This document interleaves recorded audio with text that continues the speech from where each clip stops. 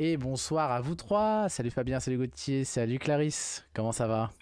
Salut, ça va bien et Bienvenue. toi? Bah ça va pas trop mal, pas trop mal. Ça fait un petit moment là qu'on n'avait pas fait de petit épisode et ce soir nous recevons Gauthier Ouais, qui, salut à tous. qui gentiment vient nous parler de sa reconversion professionnelle et comme d'habitude, je remercie Octo Technologies qui nous permet de passer du temps pour préparer ses lives, trouver les bonnes personnes à inviter et tout, faire de la com, tout ça, tout ça. Donc abonnez-vous. Abonnez-vous, suivez les Twitch, abonnez-vous sur la chaîne YouTube où il y a tous les replays que vous pouvez écouter en mode podcast et tout. On a des bons retours là-dessus, donc continuez à nous faire du feedback. On prend, on essaie de s'améliorer, on essaie de trouver des créneaux horaires aussi. Donc aujourd'hui c'est 20h, peut-être 3h du mat chez vous en replay si vous n'arrivez pas à dormir. Voilà, alors Gauthier va se prêter au jeu plus ou moins du nouveau venu, mais comme on va parler de son parcours essentiellement, bah du coup on va parler, voilà, l'habitude Gauthier, quand on a des nouvelles personnes qui viennent, on leur demande de se présenter, de dire qui elles sont, qu'est-ce qui fait que dans la vie elles en sont là aujourd'hui, etc., etc. Mais aujourd'hui c'est un gros focus sur ton parcours que je trouve hyper intéressant, comme j'avais mis dans le post LinkedIn. C'est pour ça qu'on t'invite, c'est pour ça que on a envie que ça inspire les gens qui vont nous regarder, qui vont t'entendre et qui prennent exemple. Parce que moi, j'ai découvert une feu pépite de chez Octo qui est partie aujourd'hui. Mais je trouvais ça trop cool, donc c'est pour ça que je t'invitais, que nous t'invitions sur ce live. Yes, ça marche. Bah merci de m'avoir invité déjà. Eh ben de rien, de rien, ça nous fait plaisir. Fabien, Clarisse, je vous laisse commencer. It's up to you. Ouais, bah non, de toute façon, on va laisser parler Gauthier. Et puis, comme je disais juste avant, on va rebondir en posant des questions. Et puis, pareil pour le chat, hein, n'hésitez pas à Oui. poser des questions. On essaiera de lui transmettre. Et puis, bah voilà, on va laisser parler Gauthier, s'il a bien révisé. T'as bien révisé Ouais, sa vie. j'ai bien révisé ma vie. Il y a beaucoup de choses. Ouais, bah donc moi, Gauthier, donc voilà, maintenant je suis développeur hein, actuellement dans une startup qui s'appelle Nopilo, qui est dans le domaine de l'immobilier. Auparavant, j'étais chez Octo, mais surtout, voilà, je vais revenir en arrière parce que c'est une reconversion professionnelle. La source. Donc voilà. Donc, si je reprends ma vie, je ne vais pas non plus commencer quand j'étais enfant. Ah, des études. Du côté de Lille. Voilà. Je ne prendrai pas l'accent ch'ti non plus, même si j'aimerais. Bon, c'est Euh, dommage, Sotizote. Pas mal, il y a du niveau. Donc en fait, moi, après mon bac S, j'ai fait une première partie d'études qui est une classe préparatoire en maths. Et en fait, voilà, je me pose sur plein de questions et j'ai trop de maths, trop de physique, pas assez d'économie, d'histoire, etc. Donc je me suis posé des questions. Or, il faut essayer de pas trop s'en poser. En prépa, on s'en pose plus tard. Donc à la fin de la première année, je suis parti et j'ai rejoint une école de commerce post-bac, donc une école en 5 ans qui s'appelle l'IESEG, basée à Lille. Ah, Enfin, Lille et yes. Paris maintenant, mais Lille à l'époque. Donc voilà, à Lille. Donc j'ai intégré l'IESEG et j'ai fait un parcours d'école de commerce, donc voilà, avec des cours de marketing, de comptabilité, de statistiques, de finance, etc. C'est vrai que c'est plus la finance qui m'intéressait pour l'aspect un peu logique, mathématique. Voilà. Donc, Est-ce que déjà, avec ce bac S et un peu ce parcours matheux, on va dire, est-ce que déjà à l'époque, tu programmais, genre, tu vois, sur ta calculatrice ou des trucs comme ça? Parce qu'on associe souvent les maths au développement informatique. Donc, est-ce que ouais, déjà, tu avais déjà ça, ce côté à l'époque de développement? ouais, alors je programmais pas vraiment, mais j'avais fait en classe prépa, en effet, j'avais cours d'info, Mhm. donc en Turbo Pascal. Donc en fait, en prépa, la première année, le premier semestre, c'était à la fois sciences de l'ingénieur et informatique. Et après, il faut choisir pour le deuxième semestre, est-ce qu'on fait full sciences de l'ingénieur pour partir vers une deuxième année plus physique et sciences de l'ingénieur, ou est-ce qu'on fait plus info? Du coup, on part sur une deuxième année MP, maths physique, où Mm. là, il y a des têtes. Bon, j'ai choisi info, mais bon, je sais pas, je suis parti à la fin de l'année aussi. Mais j'ai choisi info, ouais, parce que déjà à l'époque, voilà, j'aimais bien et j'avais bien aimé le Turbo Pascal, coder des petits jeux de puissance 4 en DNS. J'étais pas très bon, mais j'aimais bien. c'est déjà un bon début. Ouais, donc déjà tu avais un petit peu ce côté développeur, développer quelque chose, la graine était déjà là, quoi. Ouais, bah, j'aimais bien en fait résoudre des problèmes, hein, c'est ça les maths, Hmm. un peu. Mm. C'est un peu ça aussi l'info, résoudre des problèmes logiques. Donc voilà. Et c'est vrai qu'après en école de commerce, bah, un petit peu de VBA sur Excel, voilà, c'est pas vraiment du développement, mais en tout cas il y a un peu. Oula, tu vas en froisser là. Oui, ok, c'est du développement, mais c'est pas exactement ce qu'on fait nous maintenant au quotidien, quoi, quand on en fait vraiment. Non, mais il Non, y a bien une certaine sûr. logique, il y a des conditions, il y a des boucles, etc. Donc, ouais. Et du coup, voilà, je voulais faire de la finance. Et du coup, je voulais faire de la haute finance. Mon objectif, c'était d'aller à Londres ou à New York. Hmm. Barre assez haute, parce que école de commerce post-bac, post-crise financière de 2008. Parce que oui, voilà, je suis rentré en école de commerce en 2006. Voilà, pour resituer par rapport à mon âge. Donc voilà, 2006, j'ai eu mon bac en 2005. J'ai fait une classe prépa 2005-2006. Je suis rentré en 2006 en école de commerce. Et là, en fait, pendant mon master, donc 2008, 2009, 2010, il y a eu la crise financière. Donc c'était un peu mort, surtout en venant d'une école de commerce. Mais bon, je lâche rien, j'avais quand même envie d'aller à Londres faire de la haute finance. Donc j'ai fait une césure, première expérience professionnelle. Une césure, c'est-à-dire au lieu de faire mon école de commerce en 5 ans, je l'ai faite en 6 ans, puisque j'ai fait une césure d'1 an avec 2 stages. J'ai commencé par la petite porte, salle des marchés de la Société Générale à Lille, donc voilà, qui vend des produits de couverture sur les taux de change, les matières premières et les taux d'intérêt pour les grosses PME du Nord. Donc voilà, on a le groupe Mulier, les Auchan, les Décathlon, etc. Il y a pas mal de grosses boîtes dans le Nord qui ont besoin de se couvrir sur les fluctuations de change, etc. Et donc les banques, Société Générale, BNP, etc., ont des salles de marché locales pour voilà, être proche des clients. Donc j'ai commencé là, ça s'est bien passé. Mon deuxième stage de césure, j'ai pu le faire en salle des marchés à Paris, qui était quasi impossible en école commerce post-bac. Donc voilà, dans une équipe plutôt de conseil sur les risques de marché aussi. Donc voilà. Donc grosse expérience en finance, grosse expérience un peu aussi de modélisation sur Excel et tout, des risques de marché par rapport aux états financiers des entreprises et tout. Power user de Excel alors du coup. Ah, j'étais un power user Excel PowerPoint. Heureusement que je n'ai pas persévéré parce qu'avec ChatGPT, là, j'aurais un peu du mal. Mais Comment tu sors de ces 2 stages dans la finance? Est-ce que ça te plaît? Tu veux continuer là-dedans ou pas? ouais, ça me plaît. À l'époque, ça me plaisait. Ça me plaisait parce que bah, tu es au cœur de. En fait, quand j'étais à Paris, c'était vraiment sur des deals de fusion-acquisition de plusieurs milliards. Donc, tu étais avec toute l'ébullition de la salle des marchés. Et voilà, je bossais avec une équipe de gens super smart, plutôt des gros profils d'école d'ingénieurs polytechniques, centrales et tout. Donc, voilà, je me prenais des G. Et surtout, j'avais toujours mon objectif, en fait. Le truc, c'est que souvent, j'ai un objectif, et puis une fois que l'objectif il est atteint, je me dis, bon, c'est quoi le next? Donc, j'avais toujours l'objectif Londres et tout. Donc, j'ai repris ma dernière année d'école de commerce. Et là, j'ai chopé un stage, toujours à la Société Générale, hein, parce que comme j'étais dedans et que ça s'était bien passé, j'avais eu des recommandations. Donc, à Londres, à la Société Générale, sur des problématiques de fusion-acquisition. Donc voilà, j'ai fait mon stage de fin d'études là-bas. J'ai pris cher, puisque fusion-acquisition, c'est plutôt ouais, minuit, 1h du matin, parce que c'est pas non plus une banque américaine, donc ça va, ce sont des Français, donc on finit pas trop tard, mais c'est plutôt minuit, 1h du matin, quoi, et puis on commence à 9h, et puis on vient bosser un peu le week-end. Ouais, faut aimer se faire mal, quoi.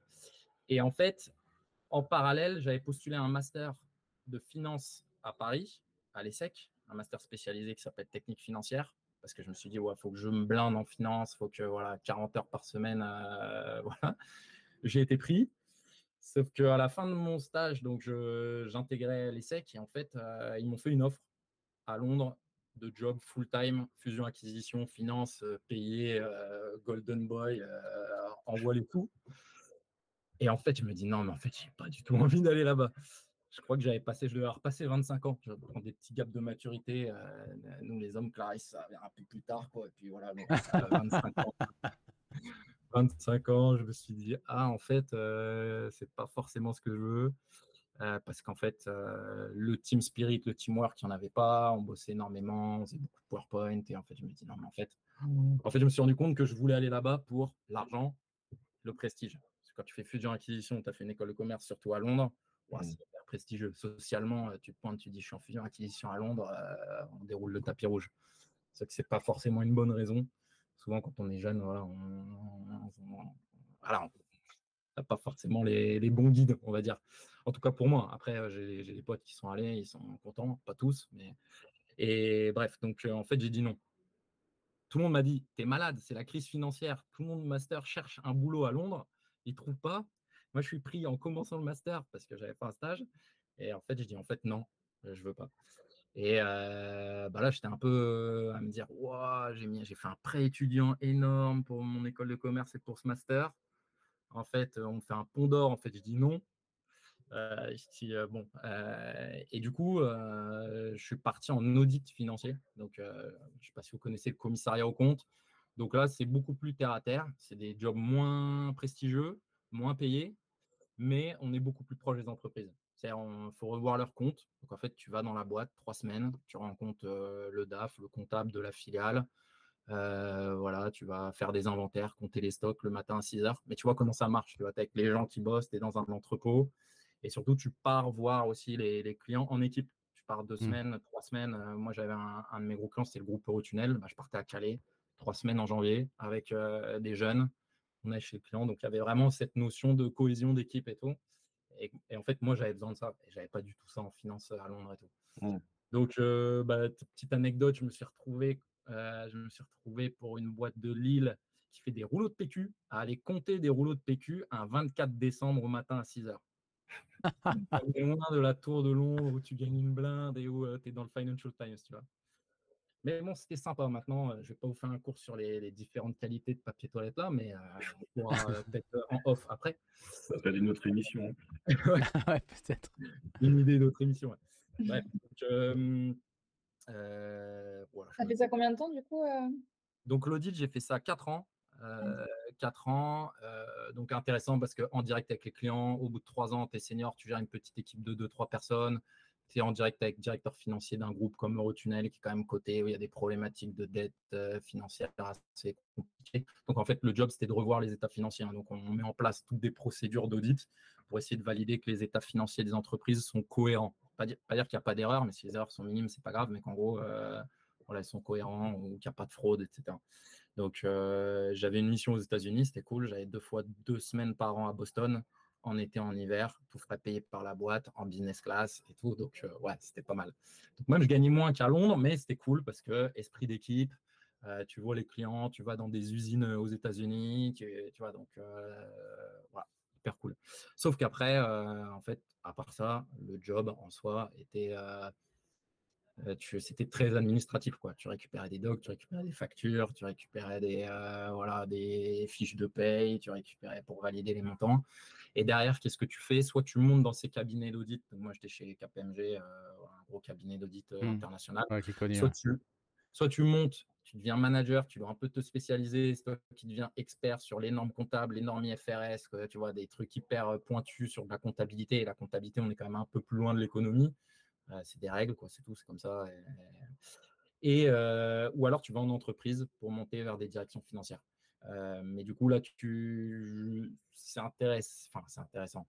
Pour moi, ça m'intéressait moins parce qu'en fait, tu fais du contrôle de gestion, etc. Donc, tu as tes fichiers Excel et tu contrôles les coûts et tu fais en sorte que tu réduis les coûts, tout ça.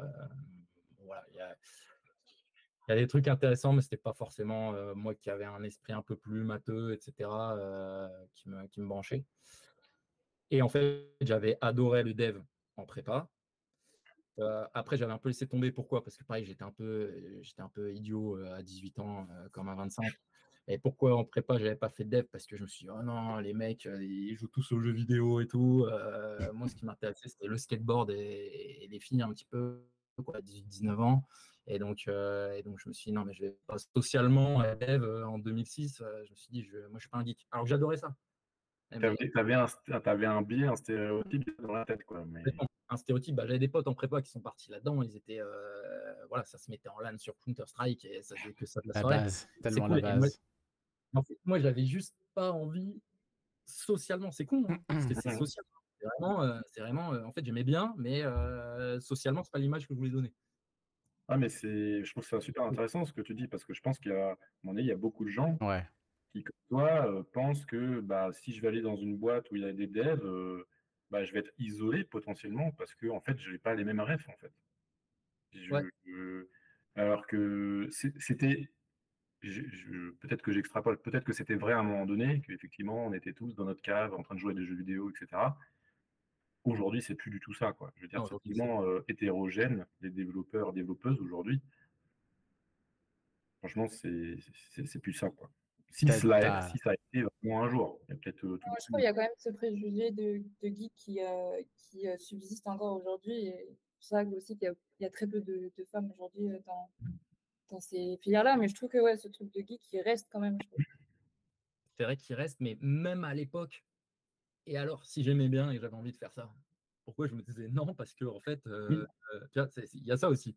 Il y a Mmh. qu'en effet, c'est beaucoup moins qu'avant. En fait, c'est juste, mais bon, j'avais 19 ans, quoi. Mais c'est tout. T'aimes bien, tu vois, c'est ça un peu la leçon aussi, mais que tu prends avec de la maturité que j'avais pas du tout à l'époque. Donc, j'en étais où dans mon histoire, dans ma longue histoire je suis un peu on perdu. l'a Oui, donc on l'a perdu.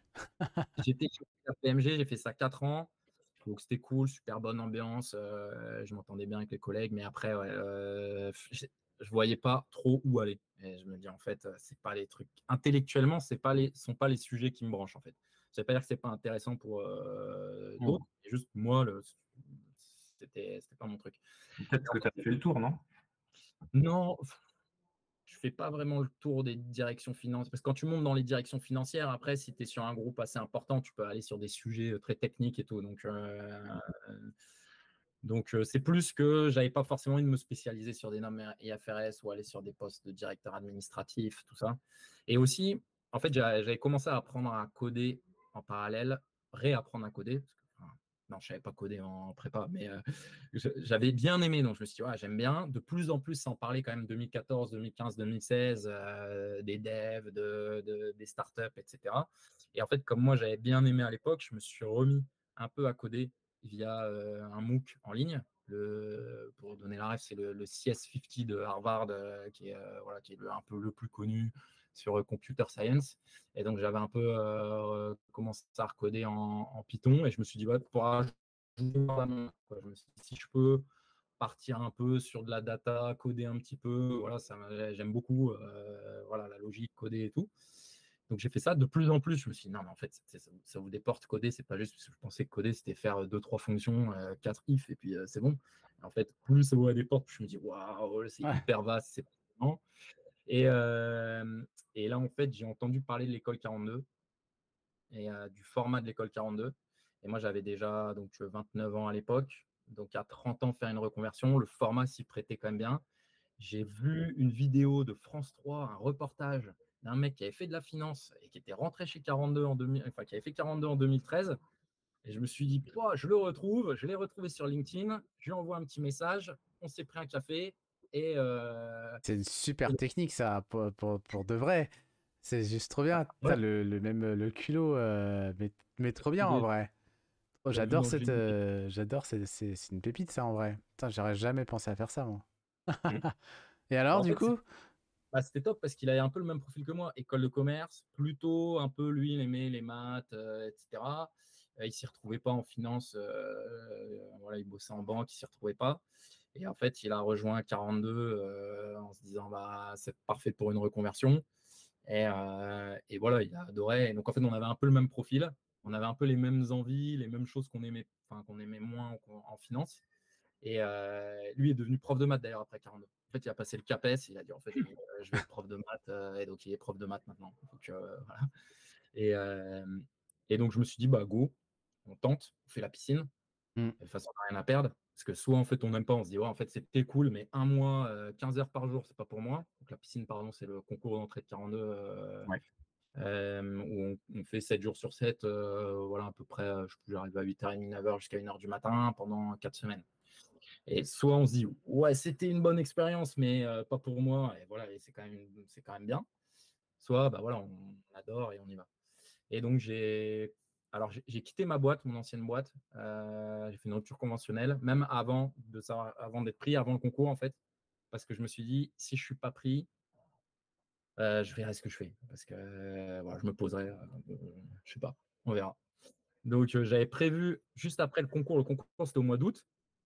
J'avais prévu septembre-octobre de partir en voyage solo. Donc au Népal, 2 mois, solo, dans un village en moyenne montagne, sans réseau, sans rien. Et je me suis dit, on verra, soit je suis pris et cool, je kiffe mes 2 mois, soit je suis pas pris et je kiffe mes 2 mois quand même, mais au moins, voilà, en mode je réfléchis. Et donc j'ai fait la piscine, j'ai été pris, j'ai kiffé mes 2 mois au Népal. Je suis rentré en novembre 2017 et j'ai commencé 42. Ah, c'est pas mal parce que tu avais juste fait un mock, tu étais pris à la piscine. Alors, de ce que je sais, c'est assez dur hein, quand même, assez difficile de rentrer, enfin de valider plutôt la piscine. Et donc, je vais dire juste, entre guillemets, juste ton mock et un peu ta prépa.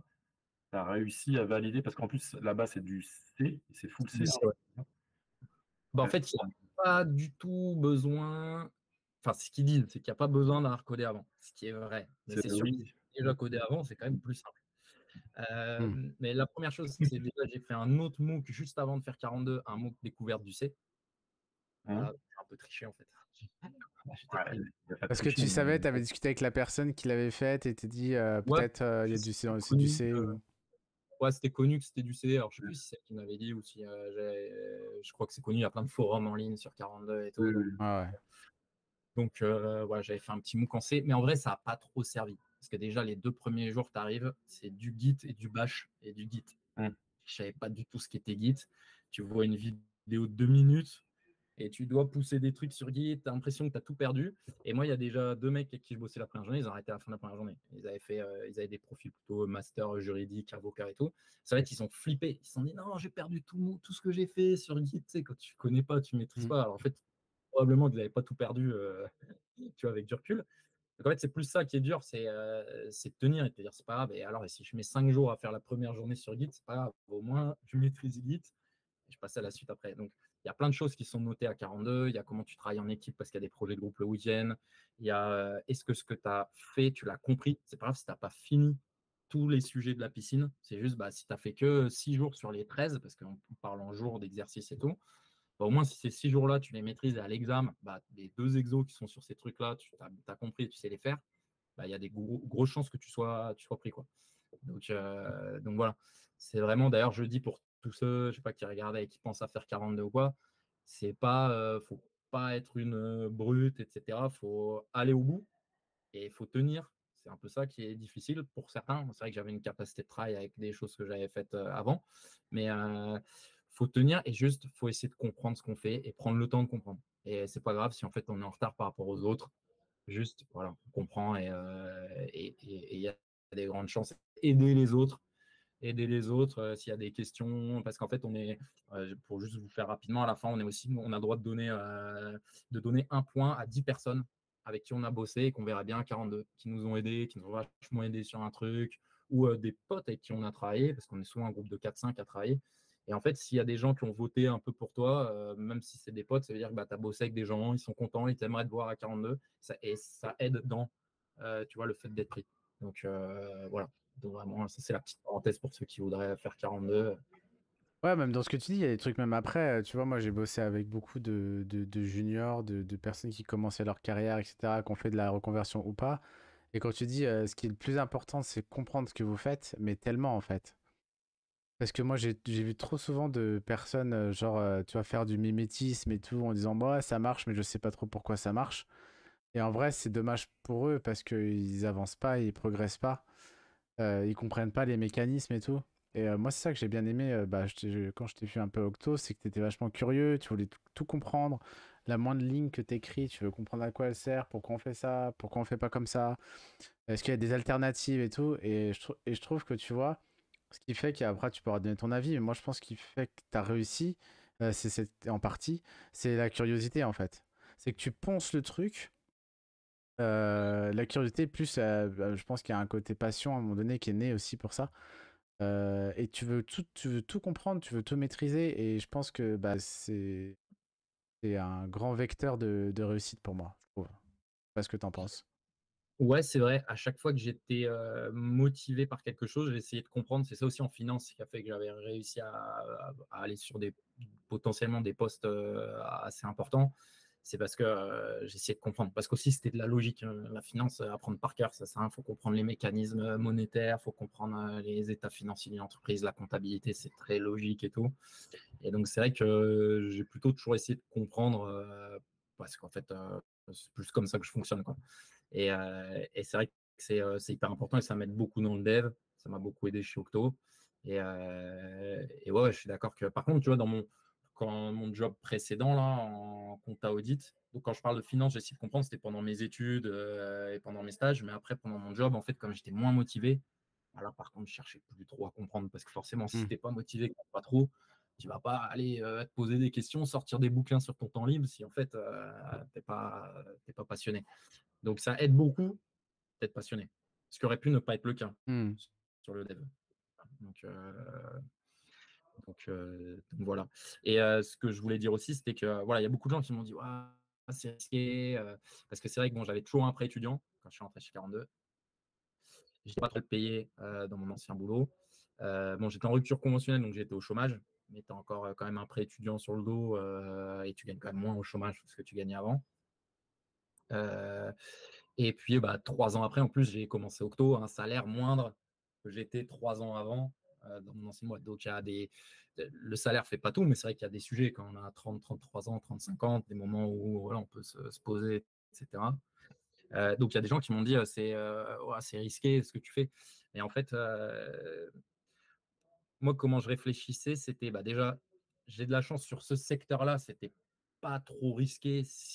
Alors, pour les juniors, c'est quand même pas toujours évident, mais en gros, si tu étais motivé, en fait, je pense que si tu es motivé, que tu cherches à comprendre ce que tu disais d'Orient, je pense que même pour un junior, il trouvera, justement, commencer aussi par des boîtes comme Octo, ça permet aussi un tremplin. Donc voilà, donc sur le secteur.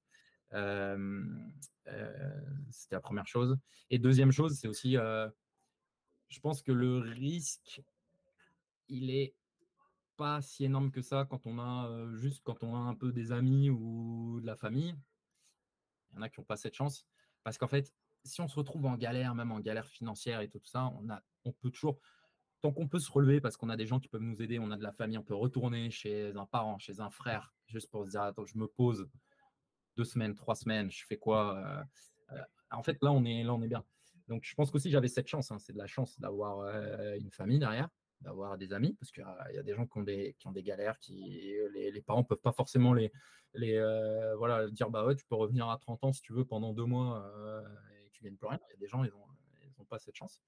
Donc, moi, c'était une chance. Et au final, le risque, je trouvais qu'il était éventuellement là, c'est-à-dire de finir, de me retrouver sans un taux sur la tête, quoi. En fait, c'est triste à dire, mais ça, c'est le risque un peu ultime. Tant qu'il n'y a pas ça, de chercher un truc qui nous plaît vraiment, en fait, financièrement, en fait, voilà, on est en France, on a quand même la Sécu, enfin, je veux dire, ça vaut le coup, en fait, je pense, d'essayer de trouver un truc qui nous plaît, dans lequel on est passionné, on a envie d'apprendre, de progresser, etc. Voilà, à partir du moment où il n'y a pas trop de risques, quoi. Souvent, les gens, ils parlent de risque parce qu'ils parlent de risque financier. Est-ce que les gens ont un peu peur de dire, si je gagne moins, j'ai moins de sous, je peux pas. Et en fait, parfois, on peut quand même un peu parce voilà, moi, j'étais dans un job qui était quand même relativement bien payé. C'est pas les salaires stratosphériques de la finance dans mon autre job. Je n'étais pas très loin de ce qu'on gagnait chez Octo, quoi. Voilà, donc, mais ce qui reste quand même pas mal par rapport à d'autres boulots. Et donc voilà, donc en fait, c'était pas si risqué. Les gens, parfois, ils se disent que c'est risqué, mais voilà, tant qu'on a, je pense, de la famille, des amis, des proches qui peuvent nous aider si on se retrouve en galère, on peut prendre le risque, en tout cas, je pense. Voilà. Yes, carrément. Ça a duré combien de temps, Pardon, vas-y, Fabien. Désolé. Je voulais savoir, ça a duré combien de temps l'école 42? C'est 1 an? Non, l'école 42, c'est autant de temps que tu veux. Okay. Tu peux partir au bout. Alors, il y avait un cursus obligatoire d'1 an en C. Enfin, 1 an, je dis 1 an parce qu'en fait, c'est un certain nombre de projets qui en moyenne prend 1 an et j'ai mis 1 an avec mes potes, on a mis 1 an. Il y a les petits génies qui mettent 6 mois et après, il y a ceux qui prennent un peu plus de temps. Mais qui peuvent être des petits génies aussi, puisque 42, on peut vraiment bosser à côté, on peut venir que 10 heures par semaine. Moi, j'ai un pote, il avait 2 enfants, il vivait à Caen, il faisait 42 à côté. Donc voilà. Et donc 1 an, après il y a un premier stage et après on peut passer à la suite du cursus. Mais en fait, il y a des gens qui partent au bout d'1 an parce qu'ils ont un job, ils font stage, ils sont embauchés en web, ils se disent j'y vais et très bien pour eux, quoi. Moi, je voulais toujours creuser, donc j'ai mis un an qui est un peu la moyenne pour arriver niveau 21, ça s'appelle niveau 21. La moitié de C'est 42. Ouais, ils estiment qu'en fait, niveau 21, tu as vu suffisamment de projets, de choses différentes pour être un peu architecte du numérique. Ce qu'ils disent, voilà, c'est que tu n'as pas vu qu'une chose, quoi. Tu n'as pas fait que les projets Python ou que les projets. Tu as forcément dû faire un peu de Sécu, ou un peu de Java, un peu de Python, un peu de data science, et voilà, un peu de tout. Donc voilà, ça a duré 3 ans pour moi. Je serais bien encore resté parce qu'il y avait. Attends, t'as mis 3 ans à l'école 42? J'ai fait 3 ans à l'école 42. Ah ouais. Donc j'ai fait 2 ans avec du chômage et 1 an sur ce qui me restait. Et en fait, la dernière année, c'était pendant le Covid.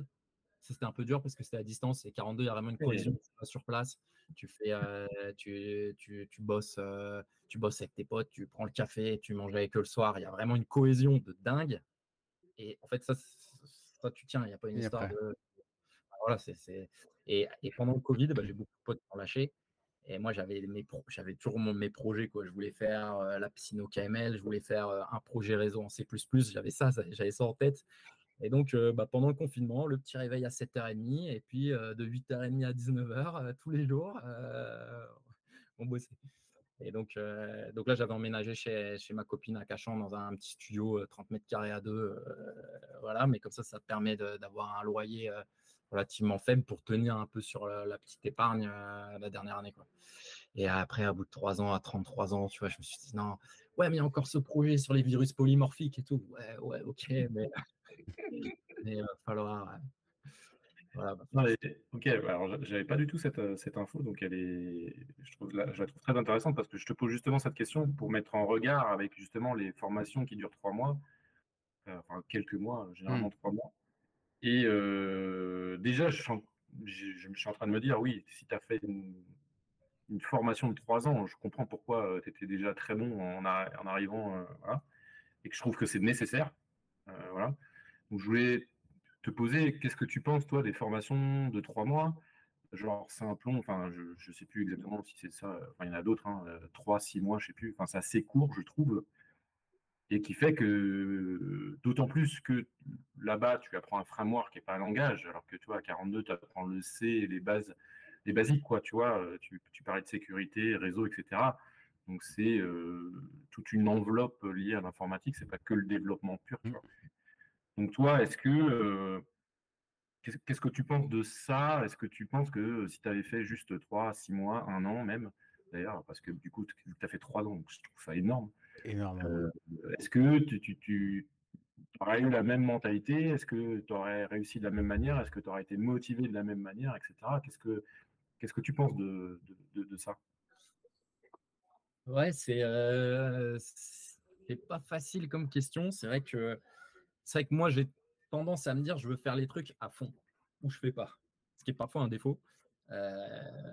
Parce qu'on peut pas tout faire à fond tout le temps, même dans la vie perso. Sinon, après, du coup, on lâche. C'est dommage parfois. Donc voilà, donc moi, je voulais faire computer science, quoi. Je veux faire de l'informatique, je veux être bon, je veux que ça soit ma reconversion. Donc voilà, c'est pour ça que je suis un peu parti aussi sur 42. J'ai adoré le C, le C++, l'algorithmique, comprendre comment ça marche. Comme j'adore comprendre comment ça marche, c'est sûr que voilà, quand tu fais les pointeurs, tu recodes malloc, l'allocation mémoire et tout, tu comprends un peu comment ça marche. Sur les formations courtes, je dirais que c'est pas évident parce que moi, j'ai pas fait.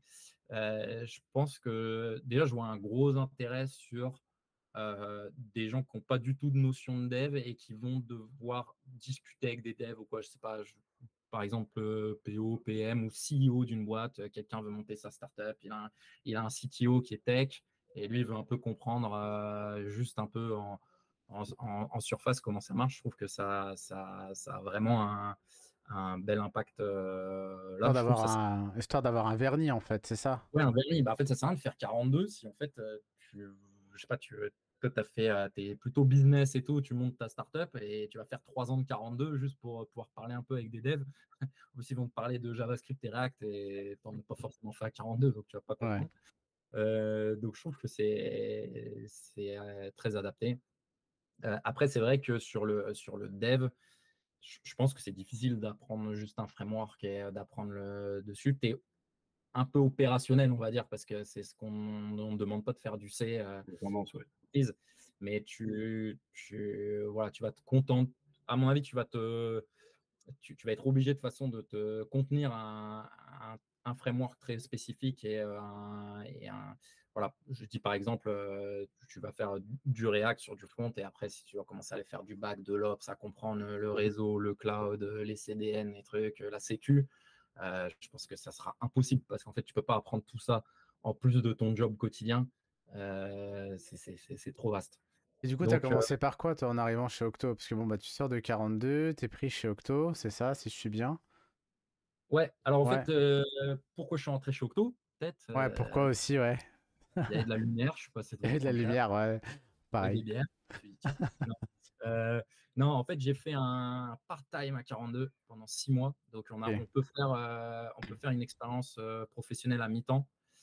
Donc, en fait, c'était assez chaud parce que je faisais 3 jours par semaine dans la boîte et 3 jours à 42. Donc, je faisais vraiment 6 jours sur 7 plein. Ouais. Et en plus, c'était ma première expérience en web. Et en fait, je comprenais rien. C'est-à-dire qu'en fait, quand tu as fait du C, du C++, que limite. Tu n'avais fait de front avant, c'est ça? J'avais jamais fait de front ni rien. Là, c'était du Python en back-end. J'avais fait un peu de Python sur 2-3 projets data science, quoi, mais plutôt sur des Jupyter Notebook et tout. Et j'avais jamais fait de JS et c'était Vue.js. J'avais jamais fait de JS même. Je ne savais pas comment fonctionnait un navigateur. Alors là, franchement, j'ai souffert parce que j'arrive. Et en fait, là où on sait, tu te dis, attends, elle est où ma donnée? J'imprime le pointeur. Ah ouais, c'est où dans la mémoire? J'imprime les cases mémoire. Là, je vois des trucs qui passent dans des routes et tout depuis le front. Je me dis, mais ça passe par où? Qu'est-ce qui se passe? Et donc, voilà. Donc, c'était hyper stressant, en fait, parce que je sentais que j'étais à larguer. Et j'avais des user stories qui étaient à 2 points, ajouter un bouton. Franchement, je savais juste pas faire, quoi. Et en fait, j'avais que 3 jours dans la semaine en plus sur le sprint, parce que j'étais 3 jours à 42. Ah ouais, j'arrivais tôt, je partais tard. J'essayais de comprendre, je faisais des formations Vue.js, je faisais des cours Udemy JavaScript à côté. Et ouais, ça a été un peu dur pendant 3 mois. Et les 3 derniers mois, par contre, j'avais un peu capté et ça a été un peu mieux. Et en fait, il y avait une personne, un senior dev qui avait fait Octo avant, qui avait fait 4 ans chez Octo. Okay. Et en fait, lui, il m'a dit non, mais tu cherches à tout comprendre, va chez Octo pour apprendre le métier. Au début, pour un junior, il n'y a rien de mieux, etc. Et donc, en fait, voilà, il a passé mon CV, etc. Et de fil en aiguille, quand je suis parti de 42, je l'ai contacté. Voilà comment j'ai rejoint Octo. Et j'ai rejoint Octo. Et t'es pas allé chez WebF, du coup? Alors WebF, c'était une tribu chez Octo, enfin, pour ceux qui ne nous connaissent pas. On était organisé en tribu, bon, c'est toujours plus ou moins le cas, mais il y a eu des réorgs, tout ça, je vais pas revenir là-dessus. Et WebF, c'est la tribu qui s'occupe de délivrer des applications web. WebF pour web.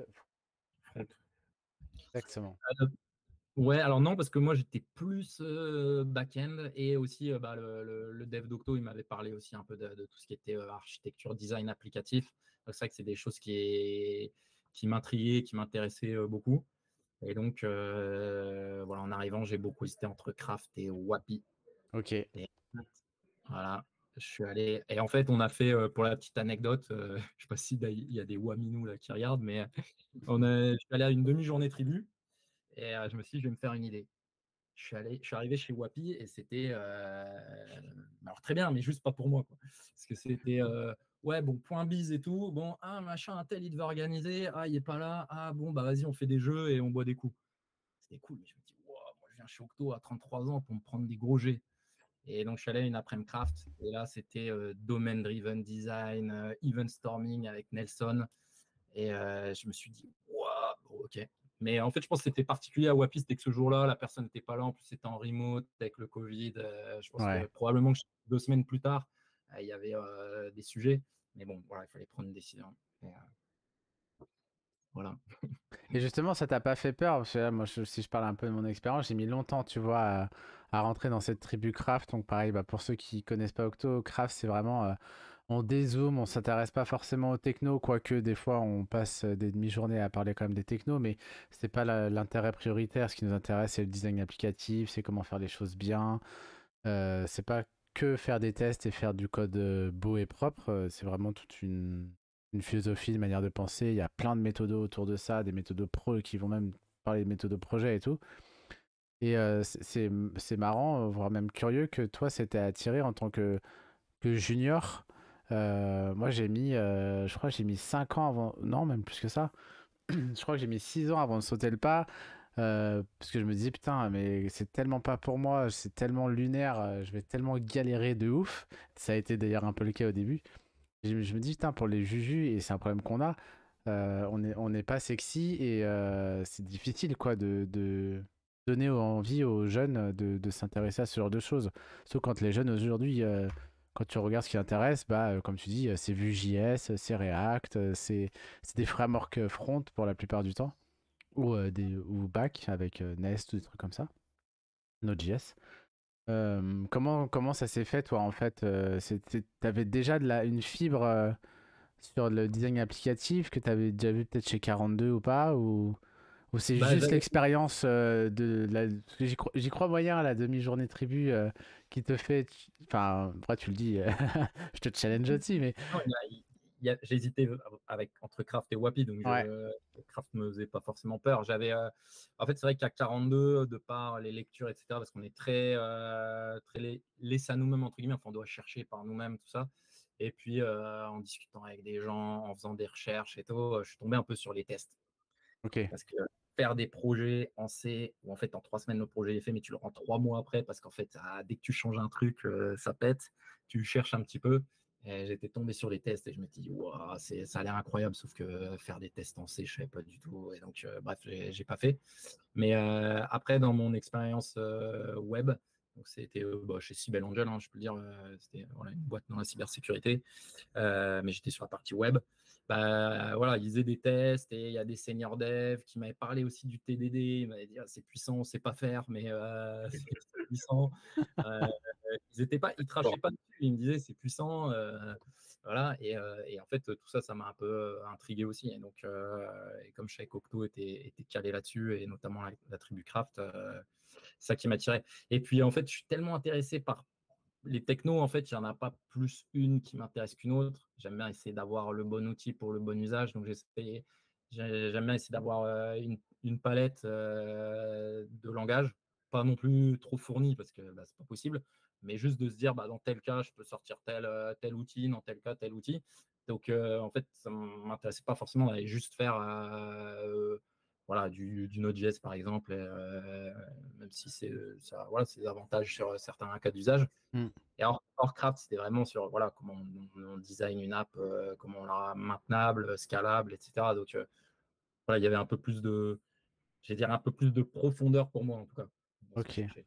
Et du coup, qu'est-ce que tu es venu chercher chez Octo? Parce que tu vois, tout à l'heure, tu disais, bah voilà, j'ai commencé par la finance. Mon objectif, c'était de finir à Londres dans les hautes instances financières, etc. Tu avais un objectif et tu t'es buté pour ça et tu y es arrivé. Quand tu as switché, c'était quoi? Parce que j'ai cru comprendre que tu fonctionnes à l'objectif. T'es venu chercher quoi chez Octo et c'était quoi? Est-ce que c'était vraiment pour être un tremplin et être là où tu es aujourd'hui, ou il y a des trucs qui se cachent derrière? C'était quoi ton mood à Non, je l'époque, ton pense parce objectif? que moi, j'étais dans une grosse phase d'apprentissage, hein. En fait, 42, j'avais beaucoup appris. Quand j'ai eu mon expérience en web, je me suis dit, wow, alors là, il y a encore plus de trucs que. Ah, l'horizon s'est encore ouvert, plus avec l'Ops, etc. Et donc, moi, c'était vraiment objectif apprentissage et apprentissage rapide, on va dire. Ok, C'est difficile, tu peux pas aller non plus vite que la musique. Parfois, on m'a dit, Chocto, attention, tu vas te brûler les ailes. Mais en fait, c'est vrai que je me suis dit, bah voilà, j'ai 33, 34 ans et j'ai envie vraiment d'être bon et d'être bon avant 60 ans. Quoique maintenant, peut-être que j'ai jusqu'à 64 maintenant apparemment. Donc, quoique j'ai regardé et même à 67, je pars pas avec tous mes trimestres. Donc, Ah ça ouais. veut dire que ouais. On va bosser encore un Donc, peu, ouais. mais ouais, donc mon objectif, c'était vraiment de se dire où est-ce que je vais pour apprendre un max. Voilà, le plus vite possible, entre guillemets, mais sans brûler les étapes. Mais je pense qu'aller chez Octo, ça fait gagner quand même beaucoup de temps en termes d'apprentissage, des bonnes pratiques et tout. Parce que parfois, voilà, je sais pas, tu peux rejoindre une boîte et si t'es pas forcément. Il y a des boîtes où tu es déjà dans le bon environnement, donc c'est bien. Mais il y a des boîtes où tu n'es pas dans le bon environnement et tu mets 2, 3, 4, 5 ans à te dire, ah, en fait, je découvre le design applicatif, tout ça, etc. Et voilà, potentiellement, tu peux avoir perdu un peu de temps, ce qui est, ce qui est jamais en fait très grave parce que si tu es quand même passionné à la fin, voilà, il n'y a pas de souci. Mais moi, je me suis dit, je veux apprendre vite et fort. Voilà. Vite et fort. Ça s'est vu d'ailleurs. Ah, ça s'est vu. C'est pour info, Gauthier posait énormément. On a des canaux de communication chez Octo et il y avait tous les jours, il y avait la question de Gauthier, là où les questions de Gauthier. En vrai, c'était trop bien parce que ceux qui, même, tu vois, des fois, tu poses des questions ultra pas déconnantes, on n'a pas tous les réponses, il y a plein d'avis différents et tout. Je sais pas comment tu faisais pour faire le tri des fois. Mais ouais, c'était sur des petits patterns. Dans quel, j'ai vu ce pattern là, dans quel cas j'utilise, dans quel cas j'utilise pas, est-ce que vraiment j'en ai besoin et tout. Et je trouve que t'as toujours eu des questions ultra pertinentes. Et il y a ce côté, tout à l'heure, Kailiti, qui te passe le bonjour d'ailleurs, je pense. Euh, disait, putain, t'as eu du culot d'aller pinguer le mec à 42 pour lui dire, bah écoute, on a à peu près le même parcours, comment c'est passé pour toi? Et moi, je trouve que c'est une super qualité que t'as, parce que chez Octo, t'as pas eu peur, voilà, de poser les questions, t'as pas eu, je sais pas, peur de. Il y en a qui ont peur de dire, ah bah si je pose des questions, je vais faire chier tout le monde, et puis ouais, on me répondra pas et tout. Et toi, c'est tout l'inverse. Et merci pour ça, parce que je trouve qu'aujourd'hui, on le fait plus trop, je trouve que ça s'est perdu, tu vois. Euh, et la preuve en est, c'est que t'es plus chez Octo, tu es dans une boîte où je pense que tu te sens bien. On n'a pas encore parlé de l'après-Octo. Peut-être qu'on l'évoquera, du coup, ce que ça a pu t'apporter cette expérience. Mais quand je vois le panel de là où t'es parti et in fine, tu décroches un CDI dans une autre boîte qu'Octo en, pas, en très peu de temps finalement, je trouve ça trop bien et je trouve que c'est hyper. Tu peux être hyper fier de toi en fait, je pense vraiment. Bah merci. Mais après, c'est pas toujours évident parce que en fait, quand je bloque sur un truc que je comprends pas, j'arrive pas à passer au sujet d'après. Et ce qui est parfois problématique parce que tu peux pas tout. Et en fait, c'est pour ça que je pose aussi 36 questions parce que tant que j'ai pas compris, tant que c'est pas clair, je passe pas au sujet d'après. Sauf qu'il y a un moment, surtout en début de carrière, faut accepter en fait de se dire bah, c'est pas grave, ça c'est un peu flou, je passe sur d'autres trucs parce qu'en fait le puzzle il va se refaire Hmm. petit à petit avec d'autres missions, avec d'autres. Donc parfois c'est Ça, c'est l'expérience qui te dit que le puzzle va se refaire avec d'autres missions. ouais, Quand tu es au l'expérience, début, tu le sais pas trop. ouais, tu le sais pas, mais on te le dit Ouais, déjà, c'est vrai. bien notamment, il m'a dit plusieurs fois aussi. Et je pense que tu le sais, mais c'est plus un peu un blocage mental, hein. Je pense qu'on a tous nos problèmes mentaux, le premier. Donc, Et donc voilà, donc ce qui fait que je mets énormément d'efforts justement pour passer à la suite, mais parfois ça peut être aussi un peu trop d'efforts, quoi. Je veux dire, voilà, par moment, faut aussi ça relâcher prise un C'est petit des peu, trucs quoi. qu'on t'a Donc, reproché en mission, par exemple, ça ou pas? non, on m'a jamais, au contraire, on m'a jamais reproché, tu vois, de poser des questions et justement parce que je cherchais à comprendre. C'est plus pour moi, c'est plus Hmm. en hygiène de vie, en vie perso un petit peu. En fait, faut mettre le curseur. Comme tu dis, c'est super bien, je pense, de poser des questions. Je pense que j'hésite pas parce que bah, j'ai déjà eu de l'expérience. J'ai dirigé, entre guillemets, enfin, j'ai managé une petite équipe de juniors dans mon ancien job. J'étais en direct avec des clients. Donc, en fait, il y a une espèce de maturité Hmm. professionnelle qui fait que ça me dérange de poser des questions. Donc, je pense clairement, il ne faut pas hésiter. Mais il faut aussi savoir voilà, prendre du recul et se dire bah tant pis, ça, j'ai pas forcément compris et je reviendrai plus tard parce qu'on peut se cramer aussi. Je sais que j'ai une grosse capacité de travail et tout, donc voilà, mais Ouais, sur quoi je voulais rebondir, parce que bon, Dorian, il t'a fait pas mal d'éloges, mais c'est quoi aussi que moi je te connais aussi un petit peu quand même, mais c'est quoi un peu la part sombre en fait de tout ça? Parce que Hmm. je sais que tu as beaucoup bossé, et du coup, déjà, d'une, c'est pas donné à tout le monde de beaucoup bosser, parce que ça prend du temps. Donc, c'est quoi un peu les effets de bord négatifs, les parts sombres de ce parcours Forcément, il y en a. Hmm. Ma part sombre. The mais dark je sais que side. Ouais. tu travaillais beaucoup en dehors, tu faisais du Magic Time. Alors, ouais, bah, la part sombre, c'est. Enfin, sombre, si on peut dire comme ça. Non, mais tu vois, c'est que Ouais, non, c'est mais je vois pas ce que tu veux donné à dire. tout le monde, et plus tu travailles et plus tu sais. Donc, Ouais, forcément, si tu travailles plus que tes 7 ou 8 heures par jour, bah oui, tu apprends plus de choses plus vite, c'est sûr. Et donc, bah, c'est plus sain parce qu'il faut aussi que ta vie perso, que tu la vives aussi et que tu te reposes et que tu fasses autre chose que ouais, ça. ouais. Bah, ouais, justement, bah, c'est un peu ça, hein. C'est un peu la vie perso qui prend. C'est-à-dire que j'arrivais plus tôt le matin, là encore toujours, hein, j'arrive plutôt vers 7h45, 8h au boulot, parce que je lis, je me forme avant de commencer la journée, et je fais pareil après le soir. Donc, je fais aussi du sport et tout ça, mais du coup, je dors pas forcément beaucoup, je suis fatigué. Donc, ouais, il y a une part sombre, c'est qu'il il y a la fatigue, il y a aussi, voilà, j'ai une fiancée, parce que je vais bientôt me marier, qui est parfaite aussi, parce qu'elle, Félicitations. voilà, elle sait que voilà, j'aime bien ça, je bosse le week-end, parfois, tac, je m'enferme et je bosse pour moi, parce que c'est important pour moi, parce que je suis encore dans une phase d'apprentissage. Mais du coup, on met un peu des trucs, un petit peu des trucs perso aussi de côté. Et à Tu 30. sais que tu seras toujours en phase d'apprentissage, hein. Ouais, c'est ça. J'espère arriver à me dire, ouais, là, j'arrive en haut de la courbe où je suis toujours en phase d'apprentissage, mais je peux relâcher un peu la pression. Mais bon, j'ai peur que ça n'arrive pas, mais il faudra bien que ça arrive un jour. Donc, voilà. Du coup, il reste. Donc, Je voulais juste faire un point timekeeper, comme tu nous avais demandé avant en off. Il reste un peu moins de 10 minutes. Si tu veux pas dépasser l'heure. écoute, on peut tirer un petit peu. On peut tirer un petit peu parce que j'aimerais bien savoir. Tu sais, il y a une période charnière entre le Octo et ta nouvelle boîte.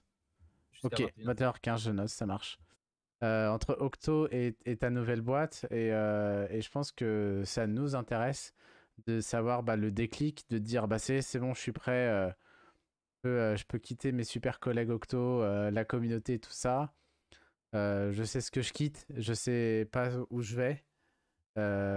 Comment t'as géré ça comment, quelles sont les armes que tu as pu utiliser voilà, je pense que ça peut être aussi intéressant de nous dire voilà, où t'en es aujourd'hui et comment t'as fait pour en arriver là, quoi. Ouais, bah écoute, en fait, c'est plus une opportunité qui s'est présentée Mhm. que vraiment le souhait de quitter Octo. Parce que Octo, c'était quand même top. Et les demi-journées tribu, et on apprenait plein de choses, et il y avait beaucoup d'échanges. Et, euh, et voilà, donc j'aimais beaucoup Octo. C'est plus l'opportunité qui s'est présentée. En fait, une connaissance de mes études de commerce qui m'a contacté parce qu'il avait un projet. Et sur le coup, je me dis, bon, il y en a plein qui m'ont contacté pour dire, ah, j'ai besoin d'un CTO parce que je monte une app qui fait ça ou ça, mais voilà, des trucs en phase d'apprentissage, moi, c'était pas, ça me branche pas forcément. Donc voilà, donc j'ai été déjeuner avec lui. Et en fait, il me parle de ce projet qui est de monter une boîte de services pour les propriétaires immobiliers, en gros, et pour faire un peu tous les services, c'est-à-dire administratifs, de faire les garanties de loyer, de faire de l'assurance, de faire du courtage immobilier, enfin un peu une super app de gestion pour les propriétaires immobiliers. Donc déjà, on voit tout de suite qu'il y a de la complexité métier potentiellement dans la vision, voilà. Et aussi, par contre, c'était pas pour être CTO, ce qui est très bien, parce que c'était pas ce que je voulais. Et en fait, le CTO, voilà, c'est une personne qui a déjà monté, enfin, qui a été développeur, et après qui a monté une boîte qui a échoué, et une boîte qui a réussi dans le microcrédit sur les marchés émergents. Donc, avec un scale à 40 personnes dans l'équipe tech, 200 personnes en tout, 2 millions de clients. Donc, tu dis une personne qui a fondé une boîte comme ça et qui a réussi à scale les équipes, ça peut être intéressant d'apprendre, sachant que c'était pour arriver premier salarié de la boîte. Donc, Ok. au tout début. Et donc, forcément, hésitation, parce que c'est pas tous les jours qu'on est appelé pour être le premier salarié, encore moins d'une boîte avec voilà, une équipe de fondateurs qui a déjà de l'expérience. Et voilà, donc j'ai hésité, j'en ai parlé. Clairement, Octo, ils ont été trop cool parce que comme ça se passait bien, ils m'ont dit bah, écoute, ça se passe pas bien, tu reviens. Donc un peu pareil qu'avec 42, c'est qu'en fait, il n'y a pas de risque. Au contraire, parce qu'en fait, on y va. Si ça se passe pas bien, on revient 3 mois après. On a appris énormément. Voilà, donc en fait, il n'y avait pas de risque. Donc, je me suis dit, bon, bah, let's go, on tente, on va voir ce que ça donne. Et donc, c'est en novembre dernier où je suis parti et je les ai rejoints. Donc, dans un incubateur qui se situe boulevard Raspail, là, près du Jardin de Luxembourg, un incubateur public. Et là, clairement, c'est pas le 34, je peux vous dire. 34, c'est chez Octo. Ouais, pardon, c'est chez Octo, voilà, des locaux assez sympas. Là, c'est cool d'être en incubateur, mais il y a des petites souris dans la cantine. Et voilà, au début, on était en plein courant d'air parce que la porte ne marchait pas, était réparée. C'était au mois de décembre, il faisait -3 et on était congelés. Donc, voilà, mais bon, ça fait partie de l'expérience. Donc voilà, j'ai rejoint cette boîte et il y a tout à monter. On a monté pas mal de choses, j'ai mis en place les tests. Tout ça, quand je suis arrivé, on a migré de Express.js à Nest.js, donc voilà, sur le back-end notamment. Voilà, migration d'ORM et tout, j'avais jamais fait. C'était compliqué. Et c'était assez compliqué au début. Il y a eu 3-4 mois un peu compliqués d'adaptation parce que c'est quand même pas le même environnement. Faut être justement ultra pragmatique. Parfois, j'avais envie de sortir le bazooka de la clean archi et tout, qui n'était pas forcément adapté. Et puis aussi, c'est ce qu'on voyait chez Octo, mais on ne le voyait pas trop chez les clients, mais on le voyait nous dans les bonnes pratiques. C'est notamment le déploiement continu. Donc en gros, on pousse sur main, on revoit la MR et puis ça part en prod direct. Et c'est testé en prod. Testé en prod dans le sens on pousse sur le caché et puis voilà, est-ce que ça convient pas, 2-3 bêta-testeurs. Et donc ça, pour ça, il faut vachement bien découper des tickets. Tiens, tu fais ce ticket, c'est la feature, c'est envoi automatique de quittance de loyer par mail.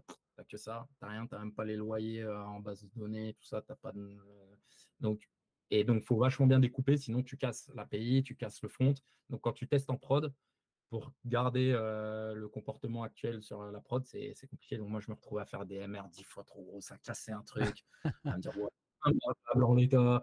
Et je ne pouvais pas merger sur la prod parce que j'avais cassé des trucs, j'avais rebase, c'était mort, je devais finir mon truc. Et donc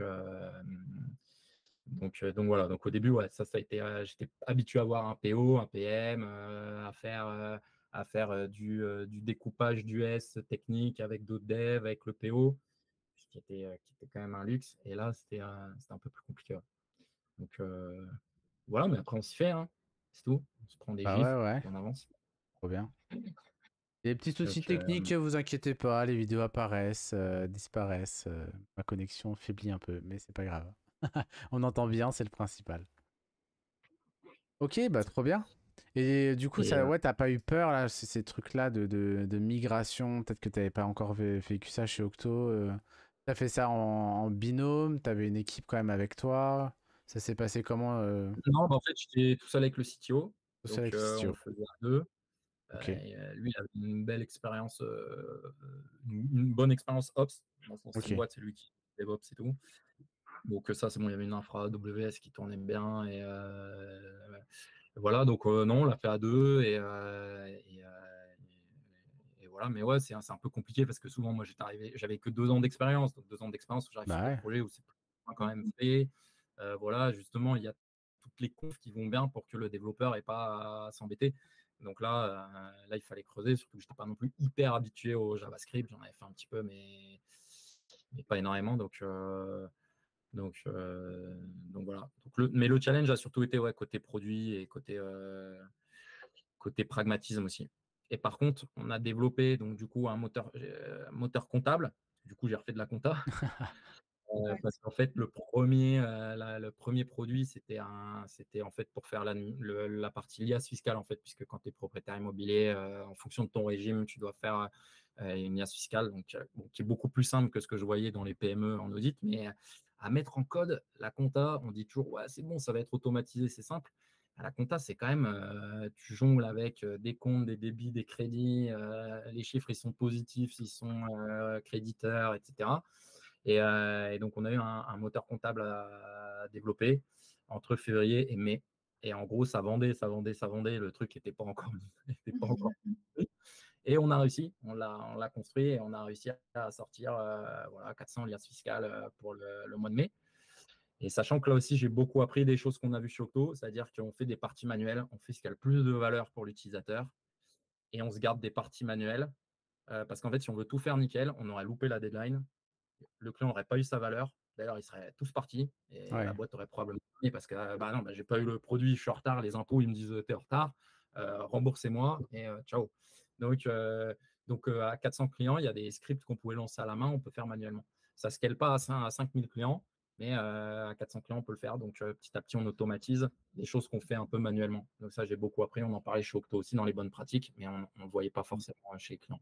Et les tests ont beaucoup servi parce qu'en compta, tu es bien content d'avoir tes tests unitaires sur le métier parce que tu as un résultat fiscal en fonction de telle règle, tel truc, tu réintègres une partie ou pas. Et en fait, on n'a pas eu d'erreur.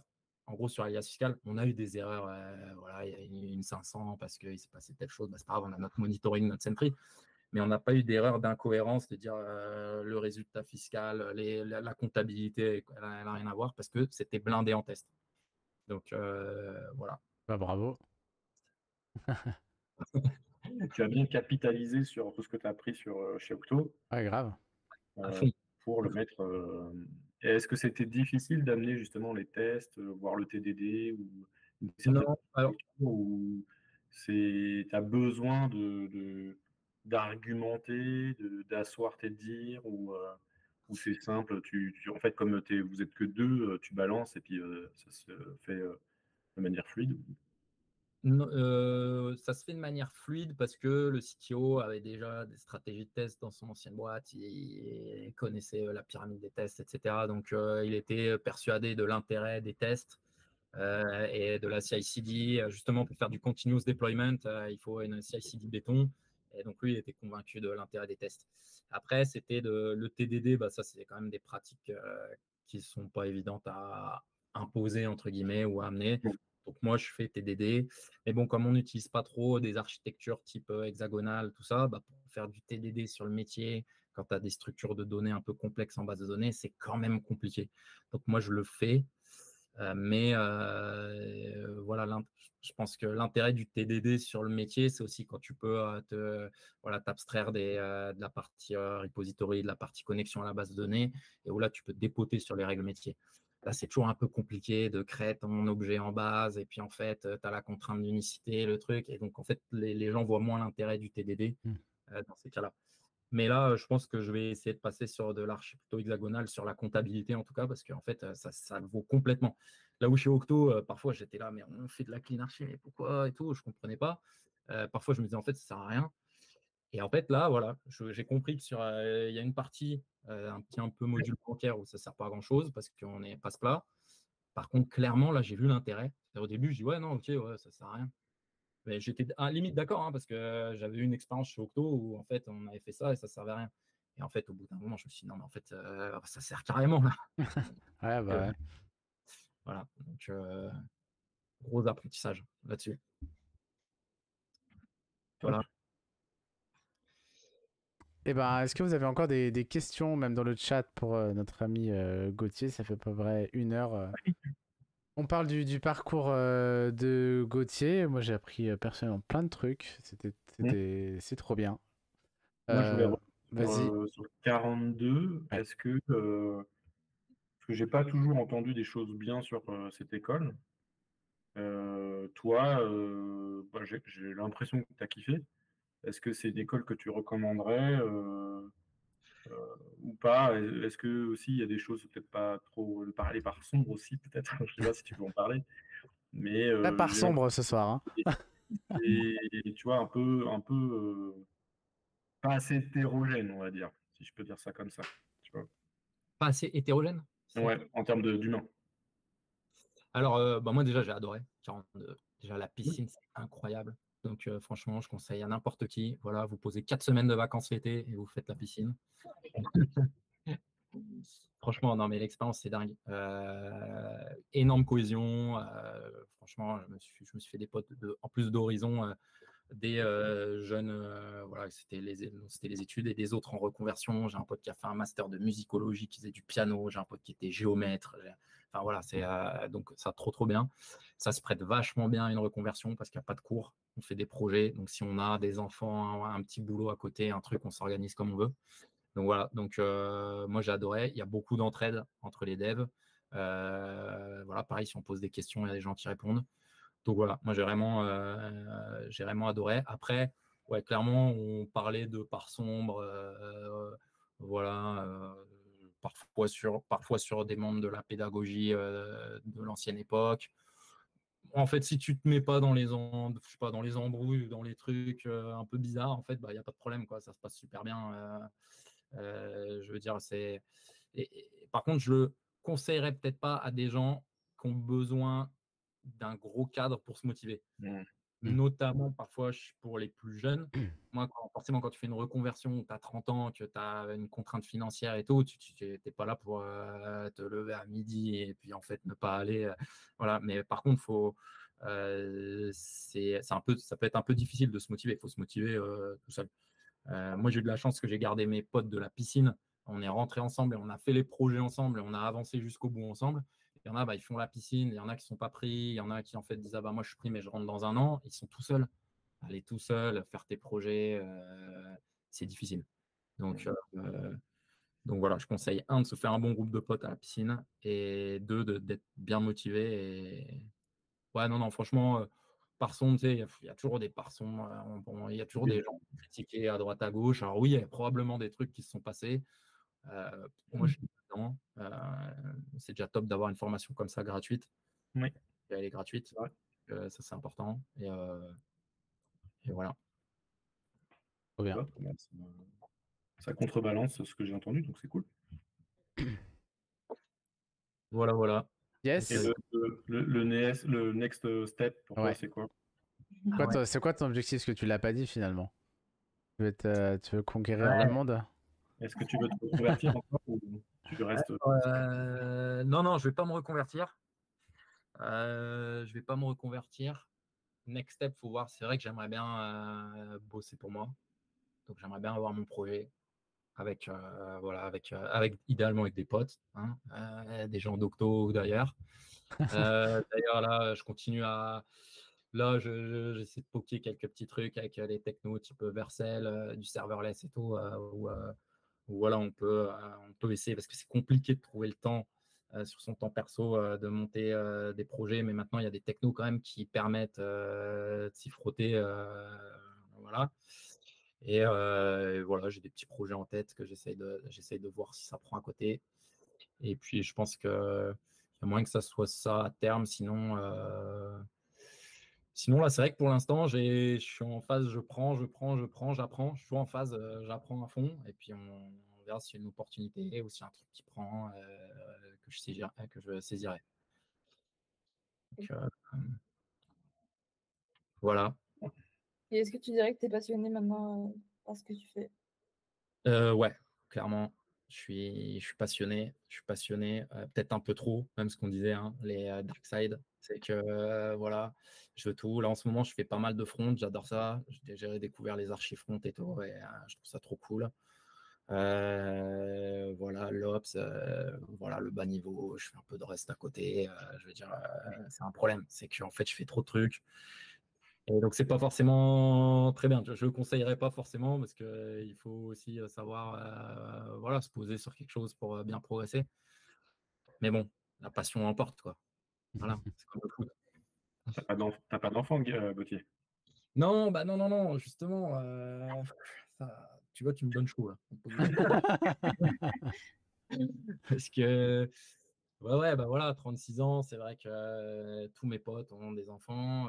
Moi, je me dis que ça peut être sympa pour donner des petites user stories à faire, quoi, à mes enfants. Non, je rigole. Non, mais bon, en fait, je suis trop pris pour l'instant. Trop pris avec ça. Il ne faut pas non plus passer à côté de la vie et des choses importantes, hein. Donc, c'est pour ça que je disais, j'espère que voilà, dans 2-3 ans, j'aurais appris pas suffisamment de choses pour relâcher un peu la pression. Mais, voilà. Donc Ok. non, si j'ai un conseil à donner, c'est soyez passionné, mais pas trop non plus. Ouais. Enfin, soyez passionné, mais trouvez le juste milieu. Raisonnablement. Voilà, raisonnablement. Il faut pas se cramer, quoi, c'est tout. Bah oui. Ouais. Ouais, Tant que tu le vis bien, toi, en vrai, c'est ok. Ouais. Voilà. Moi, je le vis bien. Donc, Toi et ton voilà. entourage, à la limite, tu vois, quand même. Et voilà. Important. Donc, voilà, mais par contre, la reconversion, go. Hein. C'était ça le thème un peu. Je veux dire, Ouais. même si c'est en dehors du dev, en fait, foncez parce que si on est voilà, si on n'est pas très bien dans ses pompes ou si on se compare tout le temps, parce que c'était aussi un truc que je faisais, je me comparais, je disais, ah, lui, soit il gagne plus. C'est débile de se comparer sur parce que monsieur gagne plus. Ou, ah, lui, il est bien dans son job. En fait, c'est pas sain comme manière de penser. Et donc, en fait, voilà, faites-le et les risques sont pas si énormes. Surtout si en fait vous avez déjà une expérience avant, bah, vous pouvez toujours revenir si ça se passe mal et que ça se passait. Voilà, si humainement ça se passait bien dans votre ancien boulot, il y a des chances que vous puissiez y retourner. Et de toute façon, vous aurez appris plus que les gens qui sont restés. Donc, Carrément. Donc. Ça fait réfléchir. Yes. Ok. Écoutez, Bah ouais, on peut conclure là-dessus. Hein. Ça fait une belle conclusion, je trouve. Oser. Oser, José. Non, c'est nul ça. Non, on peut pas finir. Merde. Merci. Pour recommencer, Non. pour recommencer. Non, mais ouais, c'est clair. Osons, quoi. Osons le changement. On n'a pas parlé de zone de confort, mais en gros, c'est sortir un peu de sa zone. C'est complètement ce que tu as fait sur ces dernières années, j'ai l'impression. Et puis ouais, hein, c'est ton driver. Je pense que ça va être le driver de beaucoup de personnes dans ton cas. Trop bien. Fan. Fan de cette Ouais. expérience. Trop bien. Bah merci et merci à Octo aussi hein, parce que ils m'ont fait décoller. Voilà. Yes. Ça marche. Et bah Eh bonne. ben, je vous préviens de terminer là-dessus. Merci à tous ceux qui nous ont suivis. Merci à Quality pour les 2-3 messages que tu as déposés dans le chat.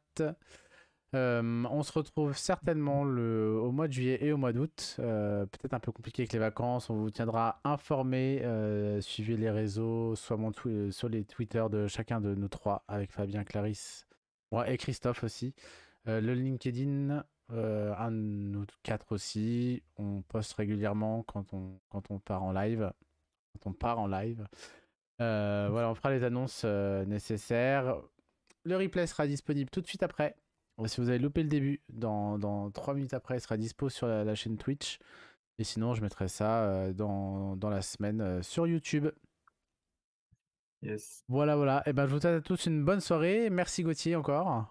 Merci Gauthier, ouais, c'était cool. Merci à vous. Et on se revoit dans 2 ans pour parler de la suite. Ouais, ça marche. Allez, bonne journée. ciao, salut, ciao.